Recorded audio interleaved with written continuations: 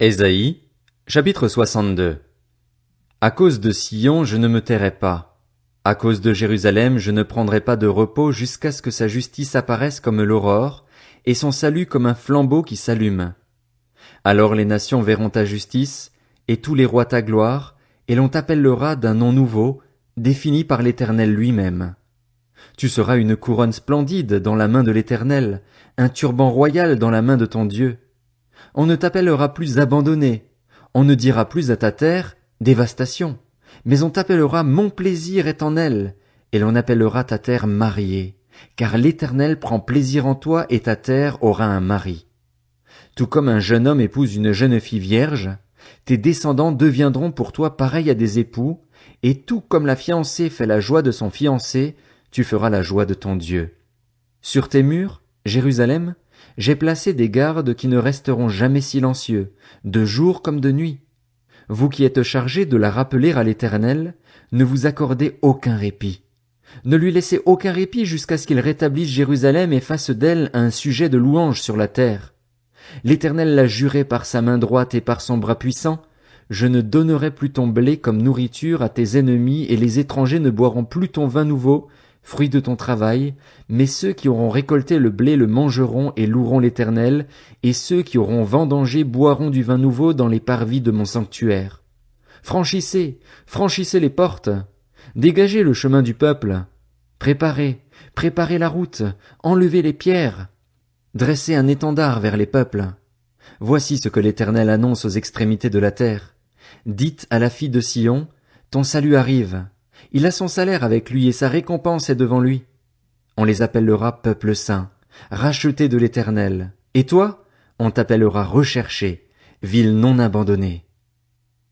Ésaïe, chapitre 63. Qui est celui-ci?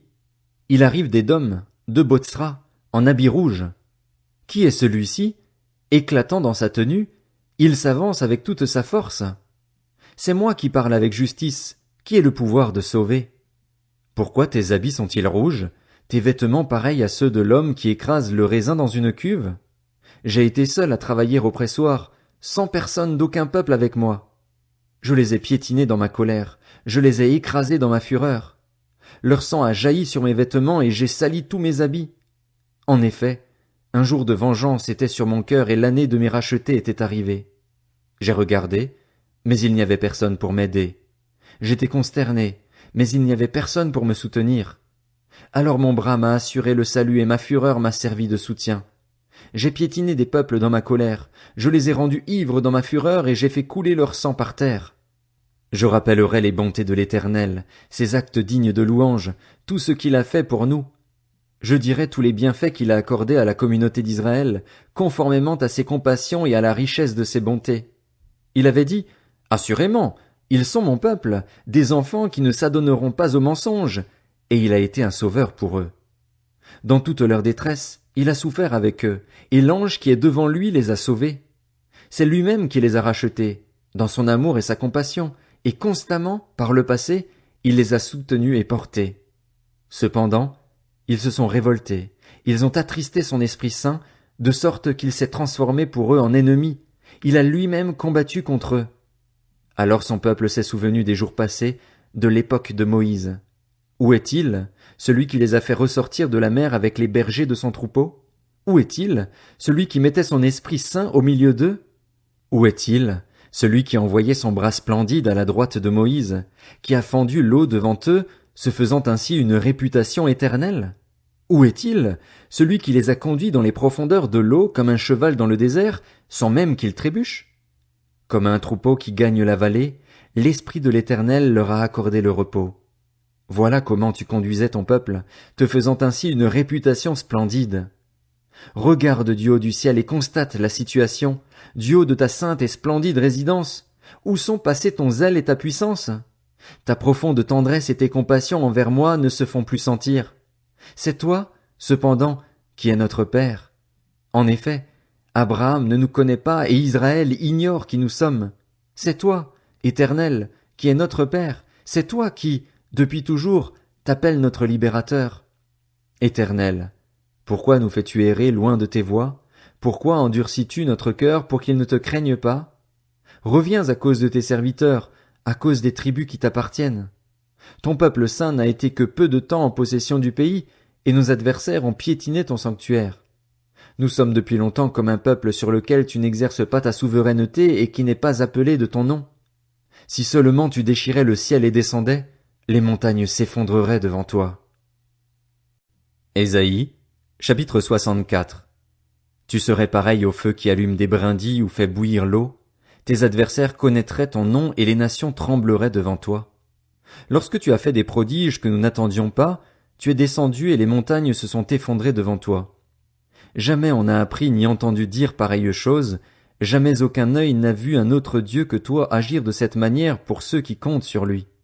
Tu vas à la rencontre de celui qui pratique avec joie la justice, de ceux qui se souviennent de toi en marchant dans tes voies. Cependant, tu as été irrité par ce que nous avons péché. Pourtant, c'est en les suivant toujours que nous pouvons être sauvés. Nous sommes tous devenus comme des objets impurs et toute notre justice est pareille à un habit taché de sang. Nous sommes tous aussi fanés qu'une feuille et nos fautes nous emportent comme le vent.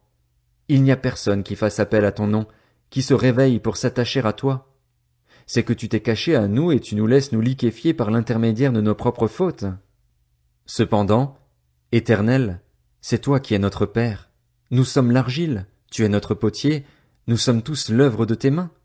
Ne t'irrite pas à l'excès, Éternel, et ne te souviens pas indéfiniment de notre faute. Regarde donc, nous sommes tous ton peuple.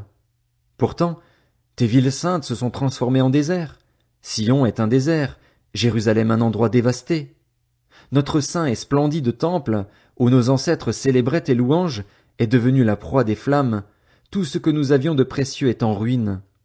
Devant tout cela, Éternel, te retiendras-tu d'intervenir? Vas-tu garder le silence et nous humilier à l'excès? Ésaïe, chapitre 65. Je me suis laissé consulter par ceux qui ne me demandaient rien, je me suis laissé trouver par ceux qui ne me cherchaient pas. J'ai dit, me voici, à une nation qui ne faisait pas appel à mon nom. À longueur de journée, j'ai tendu mes mains vers un peuple rebelle qui marche sur une mauvaise voie en suivant ses propres pensées. C'est un peuple qui ne cesse de m'irriter en face en offrant des sacrifices dans les jardins et faisant brûler de l'encens sur les briques. Il habite dans les tombeaux et passe la nuit dans des endroits bien gardés. Il mange de la viande de porc et remplit ses plats d'aliments impurs. Il prétend, reste à l'écart, ne t'approche pas de moi, car je suis trop saint pour toi. Une telle attitude fait monter dans mes narines une fumée, un feu qui brûle toujours. Tout cela reste écrit devant moi. Je ne garderai pas le silence, mais je réglerai mes comptes. Oui, je réglerai mes comptes avec eux. Je vous ferai payer vos fautes ainsi que celles de vos ancêtres, dit l'Éternel, parce qu'ils ont fait brûler de l'encens sur les montagnes et m'ont insulté sur les collines. Je calculerai le salaire de leurs actions passées et le leur payerai. Voici ce que dit l'Éternel. Quand on trouve du jus dans une grappe, on dit, ne la détruis pas, car elle contient une bénédiction.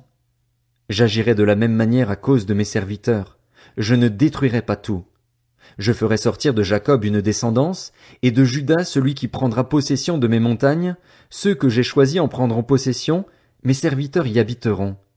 Pour mon peuple, pour ceux qui m'auront recherché, le Saron servira de domaine au petit bétail, et la vallée d'Accor de lieu de repos au gros bétail.